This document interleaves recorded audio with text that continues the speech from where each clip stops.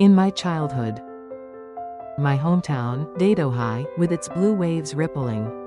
Whenever I close my eyes, I can see it, a small, humble island. Dadohai was the place that endlessly filled my childhood dreams with hope. Like most tiny islands, most families in our village lived modestly. The village shaman, like an indispensable figure, would always be involved in all big and small matters. And when fishing, everyone believed that a ritual was necessary for a good catch. As the only daughter among 6 sons, I grew up as the beloved darling of the family. One warm spring day, my friends came calling, "Seongshim, let's go pick mugwort." My grandmother peeked through the small glass window on the door.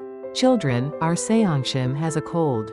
You should go play without her," she said. "No, Grandma, I'm fine, I'll just go pick mugwort and come back," I insisted.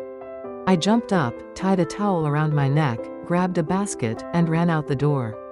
Chunja, Jasim, Gilson, Chunjong, and I were always together, playing rubber band jumping, marbles, and jackstones, enjoying ourselves to the fullest.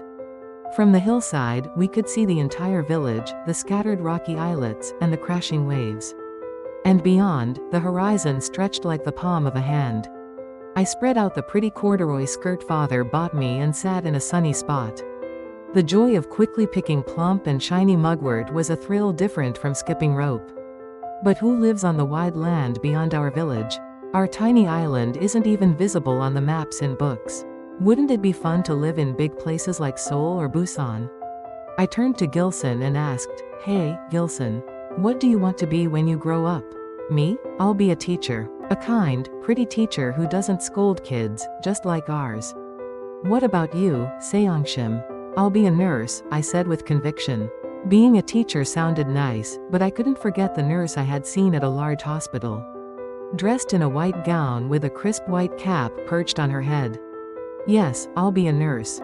I'll only prepare medicine, no painful injections."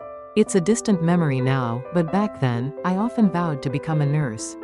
My father supported our family by working as a carpenter and farmer while taking care of my grandmother. Mother kept busy weaving hemp all year round to make ends meet. Yet, in those days, I was happy, surrounded by affection. By the time I reached middle school, I had taken up knitting, sewing, and sketching. My heart brimmed with dreams, yet I was still the shy girl whose cheeks flushed easily. Life felt simple and bright. Then one day, my father, who had always been healthy, suddenly complained of severe stomach pain. He suffered for several days, and although we thought it was nothing serious, we took him to a big hospital, but it was too late. His appendix had burst, and after surgery, he didn't survive the month. He was only 49, still young and strong, with so much life left to live. His passing left me hollow and lost. Even after the funeral, I couldn't believe he was gone. Each morning, I felt I would still see him when I opened the door. Even at the dining table, his absence felt unreal. I half expected him to emerge from a corner of the house whenever I called.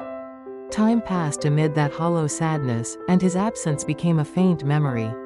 It was first in the area of finances that I began to truly feel the absence of my father, who had been the pillar of our household. My mother's burden as the sole provider was beyond words. She worked harder at weaving hemp, which barely sold. It was the beginning of her lonely battle with life. Those hard times passed by, and I graduated high school. A private hospital in Busan was waiting for me. Since I lived in a dormitory, I had to be on standby 24 hours a day. Nursing was both physically and mentally exhausting. My life became a continuous cycle of busy days, leaving me with no personal time. One autumn, while working in Miryang, I met a young man through someone I knew. He was a professional soldier, wearing a second lieutenant's insignia. He was quiet, sincere, and gave off a warm impression. He asked to see me again, and I casually agreed. But with both of us busy, he as a soldier, I as a nurse, our meetings were rare. After nearly a year of exchanging letters, I felt it was time to decide about our relationship. I had not thought of him as someone I would marry, and our meetings felt aimless. He never openly showed affection, but I could feel that he loved me. Nevertheless, I resolved to end things. After moving back to Busan, I was living a busy life when he came to see me. He told me that he had transferred his post to Busan to be near me. I was both surprised and touched, though I never imagined this would lead to a lifelong bond. That was the turning point. Our meetings continued. And with each encounter, I felt I was meant to be the wife of this man, Jang Sewa, and build a good home together.